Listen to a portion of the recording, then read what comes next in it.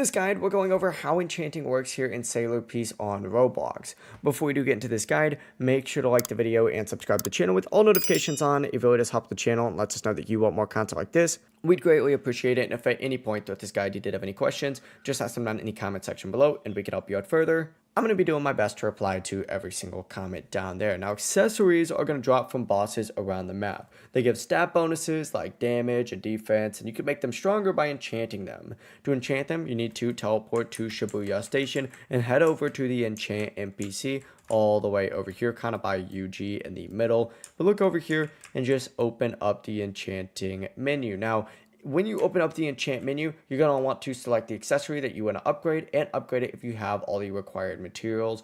All these accessories can be enchanted up to level 10. The enchant level appears to be next to the item name, such as E3 for level 3. Starting at level 7 as well, you're going to need diamonds to continue upgrading, but some common, enchant materials are like iron, obsidian, mithril, adamantite, slime shards, diamonds, stuff like that. And some also may require duplicate copies of the exact same accessory, so it's a good idea to keep extra ones if you have them.